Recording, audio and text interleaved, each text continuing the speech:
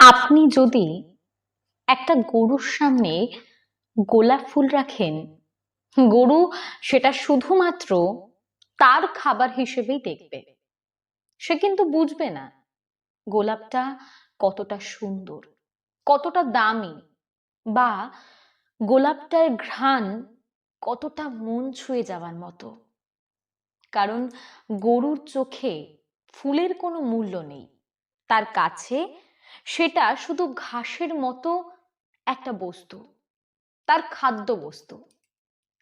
ঠিক একইভাবে যদি আপনি আপনার ভেতরের সবচেয়ে পবিত্র জিনিস, আপনার ভালোবাসা, সম্মান, বিশ্বাস এরকম কাউকে দেন যে এসবের মূল্যই বোঝে না, তাহলে সে সেগুলোর কদর করবে না, বরং আপনাকে অবহেলা করবে, ঠকাবে, কিংবা অপমান করবে।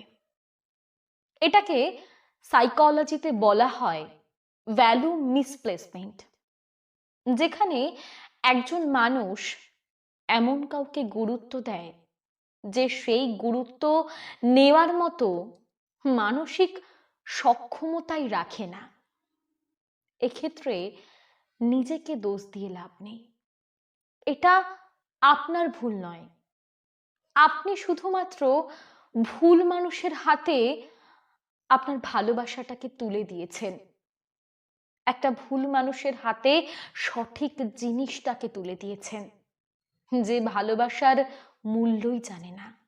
তার কাছে যতই ভালোবাসা আপনি দিন, সেটা তার চোখে সাধারণ হয়েই থাকবে, তার কাছে সেটার কোনো ভ্যালু থাকবে না।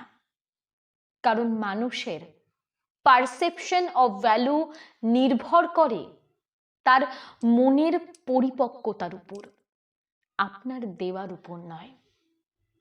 আপনি যদি নিজেকে সস্তা মানুষের হাতে তুলে দেন, তাহলে শেষমেশ আপনি নিজেকেই নিজের সস্তা ভাবতে শুরু করবেন। এফোর্ট দেবেন অবশ্যই, কিন্তু আগে যাচাই করে নিন সামনে যিনি আছেন তিনি আদেও এই ভালোবাসা পাওয়ার যোগ্য কিনা। কারণ মূল্যবান জিনিস শুধু তার কাছেই দেওয়া উচিত যে সেটাকে ধরে রাখতে জানে, কদর করতে জানে। ভালো থাকবেন।